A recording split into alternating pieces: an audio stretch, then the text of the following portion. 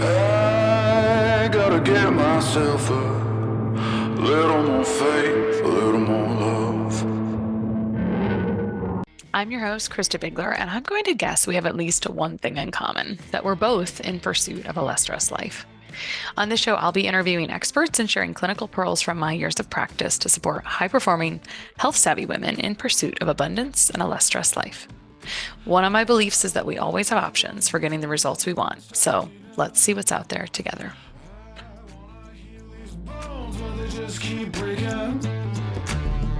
I gotta get myself a little more faith, a little more love.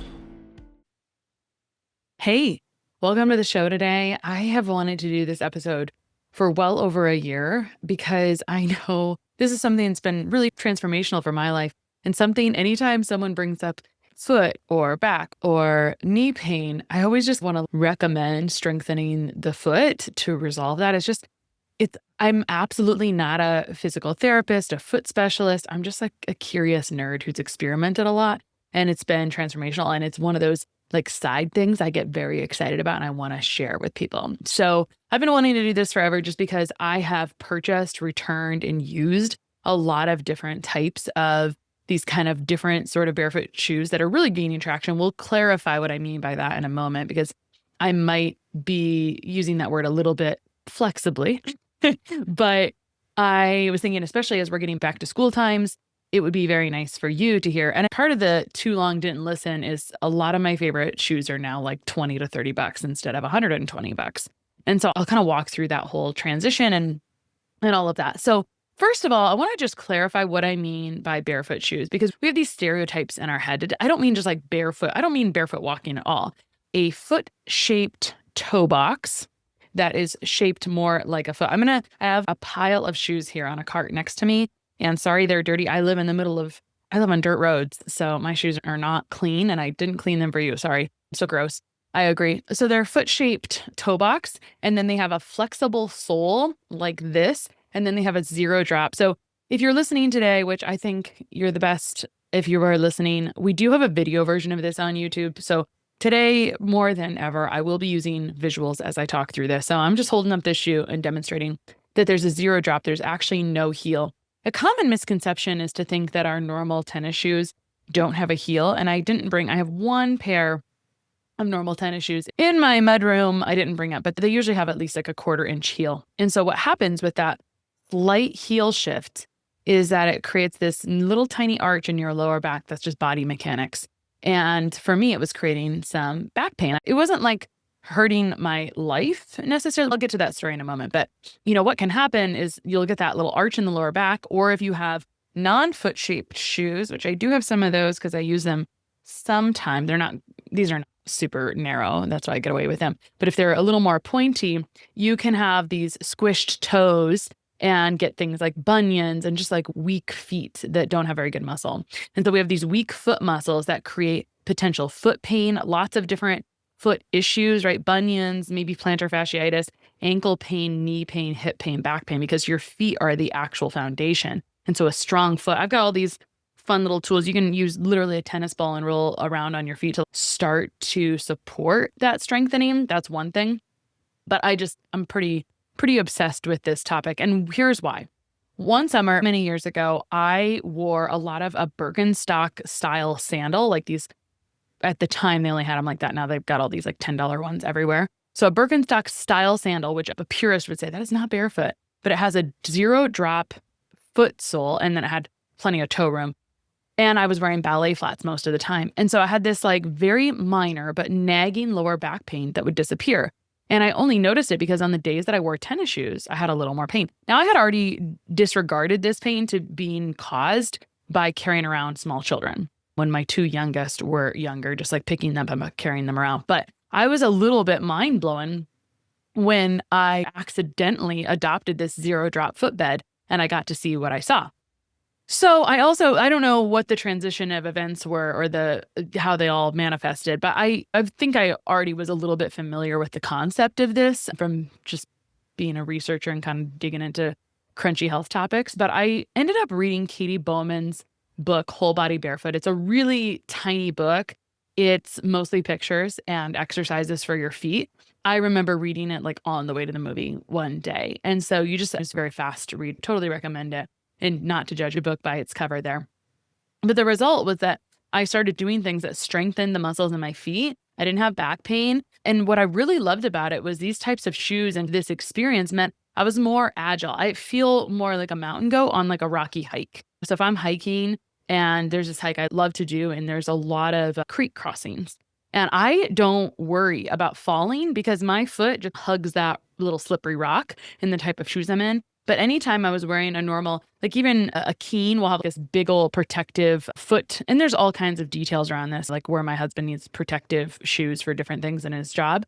But those are all like unique circumstances that we have to discern through for ourselves, of course. But when I had this sort of big, I'll call it a lip, I don't know, like this rubber toe thing, I would be very prone to tripping over things. And so what I found through all of this was just like more agility, just a lot of things that were very nice for me. I got my oldest daughter onto this as well because she had bunions, I assume from wearing dance shoes and probably just other garbage shoes. That's what most shoes are, just trashy shoes that are too pointed and your feet are too squished. And so between that and this little product called Jewel Toes, which is probably pretty painful. It's like a toe separator you wear for maybe 10 minutes a night. Her bunions very much corrected, which is pretty amazing because that can get painful. I don't know that it was actually painful for her at that time.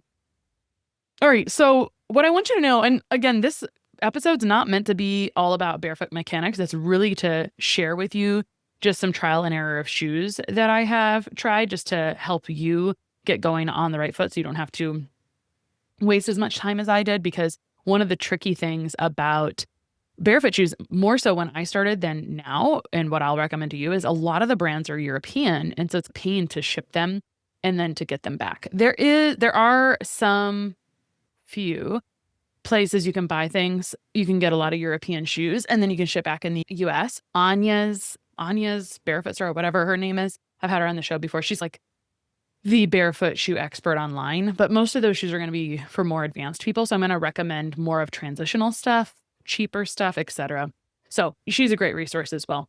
So what I would say is you can't jump to the most barefoot shoe, or again, I'm not the expert, but if you jump to the most barefoot shoe and you haven't prepped your feet and you have no muscle, you could injure yourself technically. It would be like anything. If you were like weight training and you went to the heaviest thing without building any strength, you could create some more pain or potentially even injury. So gradually strengthening is the key.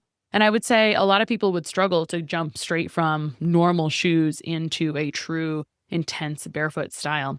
And your foot type really matters. I can't speak the language of different foot types.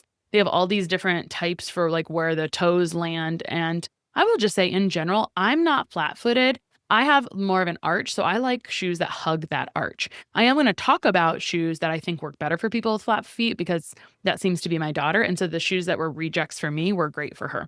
And I don't think you need to worry too much about the toes initially, but it's just nice to know that there's going to be different brands that fit differently. And so it may affect your experience. And so the reason I tell you that is because if you try one shoe and you're like, I didn't like this, they're not all like that. So let's talk about how this all started. I'll use a little bit more story and then I'll get into some good transitional shoes. So my local sports store had these original Merrell trail gloves. Now these trail gloves have a little bit, I wish I had a vapor glove here. I do not. So these Merrell trail gloves had a little bit of a thicker sole. They were a beautiful they were my first accidental transition shoe because they were carried in the store. I haven't been carried in the store since. I've complained a lot about that. And they were really hard to get during the pandemic. So these were in pretty tough shape. That would be my complaint, that in general, these Merrell shoes stand up like garbage. But I've ordered them for my kid. They have a kid's version.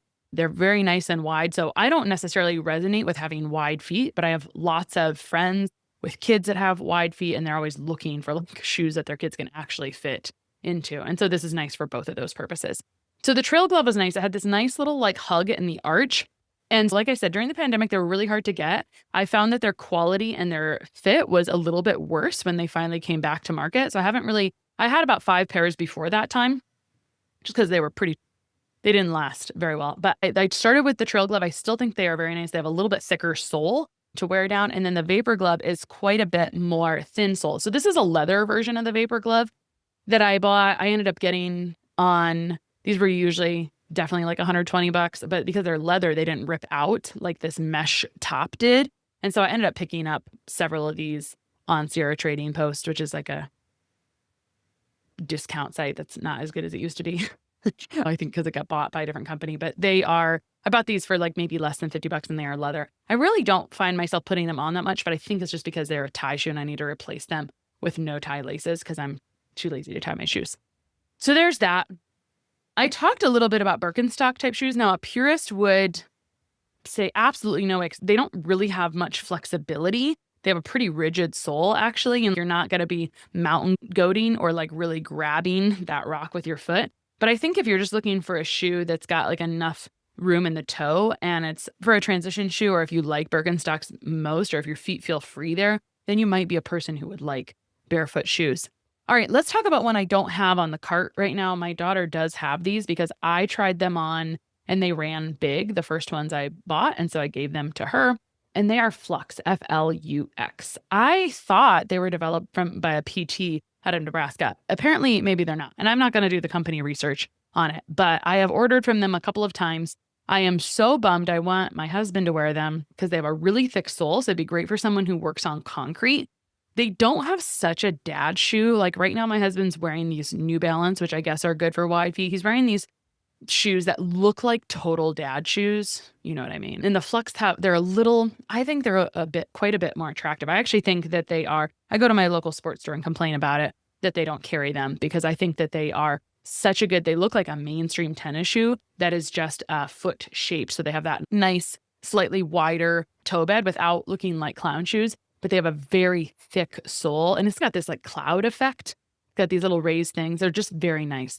I really wanted my husband to wear them, but they have a little bit, you could almost wear them without socks. And so they hug your ankle. And I guess his ankles are too big. They are like cutting off the circulation. So I was pretty bummed. And I will say, I don't really like their return policy. It was too short. And so they weren't a favorite that way. They kind of remind me of the boutiques that when you return, it's like a store credit or nothing. But they do have a nice like training shoe now that I think would be really cute for every day. So I've been considering getting some or trying another pair for myself. Is hot weather season, and there is probably no better time than now to make electrolytes part of your daily routine. Electrolytes help you make energy and help get hydration into the cell so you aren't just peeing out what you put in. I've been drinking electrolytes for at least 5 years, and I'm always looking for a great tasting, high quality powder just to change up the flavors. This summer, I'm doing a lot of Electrolyte Supreme from Jigsaw. It's got a great complementary vitamin and mineral profile beyond the classic electrolyte minerals of potassium, sodium, and magnesium without any sugar or artificial colors. It tastes great, and it's probably my go-to for my kids, especially the lemon lime flavor as a hydrating lemonade for summer. You can get 10% off every single order at jigsawhealth.com with the code LESSSTRESSED10. That's LESSSTRESSED10 to take 10% off of all of Jigsaw's incredible products, from Electrolyte Supreme to potassium and adrenal cocktails to cod liver oil and beyond. So go get yourself now and start hydrating. Okay. Next up, I'm going to give you a couple American made ones that I think are good for transition. Lems. I think those are out of Colorado. They have barefoot and non-barefoot versions, like a Lems Primal. They look a little more mountaineering, but not too bad. You can find some that are like pretty good. Part of the issue with barefoot shoes is like sometimes they have this goofy look to them. And so they're a little bit like they're not necessarily cute always. And so you have to dig for the cute ones or whatever your style is. My style is a little bit of a bright, interesting personality of a shoe, actually. And so I like a little color with my shoes. But I still find another brand that's American made that's very common is Xero. It's Xero. I personally think they're a little ugly. I haven't ever really kept a Xero shoe that I have bought. But that said, I gave some Xero boots to my daughter, like some little Chelsea boots to my daughter. They were better for flat-footed people, in my opinion, without a major arch. And so she loved them, wore them to death in Europe. And so super happy for her. For me, they looked dumb and they didn't work for me. Here is one pair of Xero sandals that I have that I've never worn because even though I like bright shoes, like I find them ugly and maybe a little bit unprotective for where I live. If my entire foot is exposed, that's also I feel like I'm doing a lot of really like I feel like I'm like in a chicken coop or something when I'm outside or doing something. I could drop something on my feet. So I like my feet just a touch more protected than maybe these shoes. And so they haven't been a big favorite for me, but they are an American shoe, which means you can order and return them a little bit more easily. And they do have some absurd sales a couple times a year. It makes their shoes like very cheap. So that's a positive for them. Like the Flux are definitely like 130, which isn't pretty normal for tennis shoes. But the other best transition shoes, and these might be the most popular barefoot shoe readily available online on Amazon and then from their website, and they are Wittens. I am sure they're a Chinese shoe, but they are usually less than $40. And they have, I think they're probably like the most common ones. I have had so many pairs over the years. I don't have too many right here because my kids have stolen them, but here's a pair of water shoe version Wittens that tie on that I've really liked that I really could use as an everyday shoe. They've got a really thin mesh. So I'm going tubing down a river next week. I'm totally wearing these. I have some other water shoes that I've really liked that are super barefoot friendly that are only like $40 on Amazon, JBU, that are great. But I've really liked these water shoes. About Wittens, what else is here? Sometimes they can be ugly. I bought these for my son. He refused them. They're on my pile to send back. These are some Chelsea boots that I ended up giving to my middle child, and she has really liked them. So they have multiple colors, black, tan, and just like pretty gray color. So I've really liked those. And I think that's all I have for Wittens on this cart, but they are the most popular ones and they're really transitional. So that's one. I'm going to give you some other ones that I've been wearing a lot as well. Okay, so those are really good transition ones, I would say, or just like good trials. I've got some other good trials coming as well. Let's talk about some of my other favorites. I will say, after trialing so many different brands of barefoot shoes, for my foot type with an arch, and I like a pretty solid flexible shoe, like those Merrell Vapor gloves. When Merrell Vapor gloves were really out of stock for a long time, 2020 and on, I really pursued something different. And so I found Groundies. They are, I think, like from Portugal or some European country, but they were having some kind of obscene sale. So I think I got like lots of shoes from them, and they have been, I would say they're my favorite barefoot shoe company. So here are my dirty hiking boots. And I just found these other hiking boots that I didn't realize I had. They're more like a leather one. So they're ugly, but if I was like maybe dirt biking or something, they might be better. Sometimes I wear some shoes I would never wear dirt biking just because I'm not actually walking in them and I want to protect my feet. It depends on where I'm biking. If I'm biking at a bunch of rocks, I have definitely been in situations where I would have broken a toe if I didn't have my Fry boots on with a steel toe, but they're horrific for wearing normally. These are my Groundies, like my newest tennis shoes that I got, I don't know, for a trip where I was doing a lot of walking and I wanted something that really reminded me of those. So these are like a leather, I don't know, one that I really liked. Groundies are my personal favorite. Wittens, we've already talked about, but they come in tennis shoes, boots, water shoes. Some of them are ugly, some of them are cute. So you just have to dig through them. I found this one last year and I wore the heck out of it the last several months. And unfortunately, all they have are these weird camouflage looking patterns, but it was ZYEN. It was $20. It was a random purchase. They're filthy. They wash really nice. And I have gotten so many compliments on these and I slip them on. They don't need to be retied. So I just slip them on. And so they've been kind of my daily wearers for literal months. These have been my summer tennis shoes. So I'm sure I'll wear them out, but I am so constantly flabbergasted at how these $20 shoes were my favorite shoes. I'm like, this is absurd and ridiculous. How about if we need a dress shoe? My go-to, one moment while I find them. Here it is on the floor, is the Storehouse flat. And so these are ballet flats. They have a really nice storefront. This is just like plain black leather, so pretty boring. But these are the best ones. I used to wear, the summer that I transitioned to barefoot, I was wearing Teaks. They're a very expensive ballet flat. They're just like a bougie brand. And so they're zero drop because they have this even kind of cushion flatbed.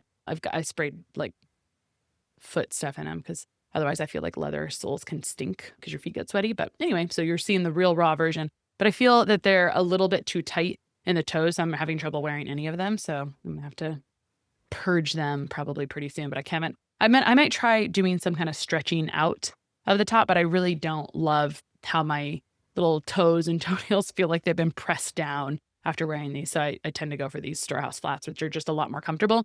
I found that I have to actually size up for best comfort. Otherwise, they can feel a little bit too tight as well. So those are my favorite brands that I wear the most. I have another like super funky no-name brand from Amazon here that was also around $20. Unfortunately, like a little more clown-like. Not just in color. I don't mind the color actually, but they're a little, some of them just go a little bit too wide. You probably can't really tell on camera. I feel that these that I got, these ZYENs, look a little less, maybe you can't tell at all. I don't know. I feel like they look less clown-like. You would probably laugh. Like you might think they both look like clown shoes to me. We all have different preferences and different styles, and mine is a little bright again. So I will say that some very popular barefoot shoes that were not for me are Vivo Barefoot. They're probably the original popular barefoot shoe is Vivo Barefoot. They do have some different things, like some refurbished ones, a whole different site. I think they have some US shipping, and you can occasionally get some on Amazon. It's been weird hit or miss, but they're not for me. I think that they work better for flat-footed folks. And so I tried some different Vivo Barefoots, not for mine, but I know my friend Jess, who's a physical therapist, they're her go-tos. I think I've seen multiple physical therapists where it's their go-to. Wildlings, I don't have those on me, Wildling. I think they're another European brand. They are very thin. They have a sole that's like barely covers your footbed. And what I got from them is they were really comfortable. I like loved the flexibility and the comfort of them, but they didn't really have any protection. I would get like little thorns, even just walking on my gravel road, I would get like little thorns coming up through the mesh on the bottom since the sole didn't really cover the whole foot. All right, we already talked about Cheeks and they're not even barefoot. And then I wanted to talk about some other brands that you can get away with sometimes. The barefoot purists would kick me in the shins, but I'm not pretentious. And all these online communities, there's going to be some kind of pretentious stuff. I have used these Bed Stew. Bed Stew has the most adorable, like you find at the Buckle, which I never go into. You walk by the storefront. They have these beautiful leather shoes that are comfortable out of the box. I've actually never really worn their other ones, just their sandals. This is my second pair of Bed Stew sandals. And they are 0 drop and they have plenty of room in the front. And so I have used these. They unfortunately have absolutely no traction for European like stone streets. So they slip all over the place, or like international stone streets, or if you have stone streets wherever you are. So they're really slippery. So I consider just ordering some kind of adhesive grip to put on the bottom because I think they're so wonderful and they're actually cute. They're not actually barefoot, but they work. Another one, I'll try to go in like it's embarrassing because they're like my everyday shoes, but I try to go into a nice shoe shop sometimes and see what they have. One time I found this brand called Remonte, Remonte. These have a really nice kind of like foam-ish footbed. I'm guessing like there's some Dr. Scholl's that could fit this. Sometimes Dr. Scholl's has an occasional cute shoe. And these Remonte shoes are not really shoe shape, but they are wide enough where my feet do not hurt and they have 0 drop. Lastly, you can just search barefoot shoes. I'm sure you've already done this, or 0 drop or foot shaped on Amazon. And I have found some like dupe Converse for some different things. I did get some dupe Converse high tops from Groundies that I actually really bet. I don't know if you ever put those high top Converse on. Like if you don't like to tie your shoes, it's a terrible choice because you have to sit down, unlace them and put them on. I'm not quite that patient. I'm like, let me just slip my shoes on. So these are some nice dupe ones. They might look a little clowny to you. They actually don't to me. So I have liked them and they've been okay for the right vibe, for the right time. And I would just say, I wanted to record this because I spent so much on so many different shoes, which is fine. No problem. When you have to ship them back to Europe, it can be just like a little bit annoying. So I wanted to share my results that I've gotten with barefoot shoes and that you can trial them or trial transitional shoes pretty easily. And I think, what are we here for? To learn, grow, and share, right? I would say you don't have to be perfect. Just pay attention to what your body tells you. If you were like having some pain in your feet, your ankles, your knees, your hips, I'm not old necessarily. I'm getting there. When I first started having this stuff, I was in probably my 20s. Yeah, if my kids were babies, I'm guessing. And so I definitely had things that I just would say the foot health affects your whole body. So you can trial like one pair of transitional shoes. You can trial rolling your foot around on like a yoga ball, a tennis ball, something like that every day. It's actually pretty amazing, the circulation that comes in the feet and the kind of, it feels really amazing. You can do lots of things to strengthen your foot health. Just get those little dogs out of the shoes that kind of can cage them in, because that stronger feet, you might learn something amazing about having stronger feet. Everyone's got different feet. Everyone is unique, but I wanted to share what was really helpful for me in case it's helpful for you, especially as we're back to school shopping. That said, I did buy my kid finally a traditional pair of tennis shoes this year because it has been so hard to find some for kids, and my son seems to blow through tennis shoes. I feel like this is all boys, but he especially blows through tennis shoes. And so, yeah, if you have recommendations for me, please send them my way. If this was helpful for you, or if you have other shoes that you have found that are amazing, send those my way as well. Or if you have other questions about shoes that I've tried, feel free. I think there's this little button in the show notes, and I think it says send a message. On my end, it says fan mail, but that's an easy way to send a message as well. So I hope you enjoyed this episode and it helps your shopping future or maybe your foot health. Bones, but they just keep breaking.